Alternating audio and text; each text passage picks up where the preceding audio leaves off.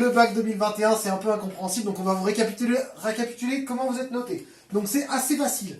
10% c'est les bulletins de première et de terminale, d'accord? Ensuite 30% c'est les E3C et 60% c'est les épreuves terminales, d'accord? Bon, ça c'est assez simple pour la répartition. Alors les E3C c'est facile, les bulletins c'est facile. Vous prenez vos moyennes des bulletins de terminale, de première et de terminale, vous prenez la moyenne générale de tous ces bulletins, ça vous fait 10 de coefficient, parce que le bac, vous allez voir, il est sur 100. Donc ça, il n'y a pas de changement, même le coronavirus. Les E3C. Alors là, vous voyez que ça va devenir compliqué. Donc les E3C de première série, eux, ils ont eu lieu, donc ils comptent coefficient 5. C'est bon. Les E3C de première, deuxième série. Donc là, l'histoire, les notes qui sont comptées, c'est les notes de vos moyennes annuelles. Donc par exemple, votre moyenne d'histoire, votre moyenne de LVB et votre moyenne de LVA sont mises ensemble et comptent coef 5. Elle remplace le 3C du coup qui n'a pas eu lieu.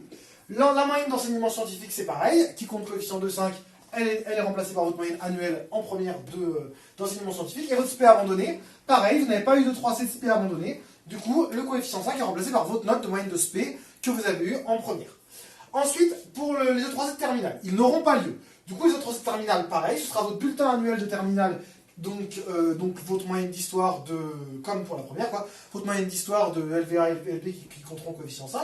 Et pour l'EPS, ce sera de même le contrôle continu qui comptera, comme c'était prévu, ça ne change pas. Et le 3C d'enseignement scientifique n'aura pas non plus lieu, donc ce sera votre moyenne d'enseignement scientifique de terminale. Donc vous voyez que les E3C, vous avez raté, sont en fait strictement remplacés par votre contrôle continu.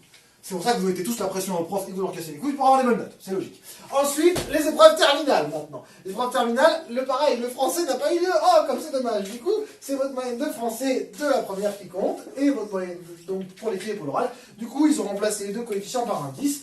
Du coup, voilà, vos moyennes de français, vous n'avez pas eu beaucoup de français l'année dernière, mais bon, ça compte quand même coefficient à 10% du bac, c'est beaucoup. Hein. La philo, cette année, vous aurez une épreuve, elle va avoir lieu, alléluia. 9 coefficient 8. Ensuite, le grand oral, il aura lieu, hein. Je vous entraîne, là, vous voyez, faites comme moi, essayez de parler devant la caméra. Coefficient 10, il aura lieu, donc 10% de votre bac. Et ensuite, les deux SP qui ont lieu en mars. Alors ça, elles auront probablement lieu, on espère, hein.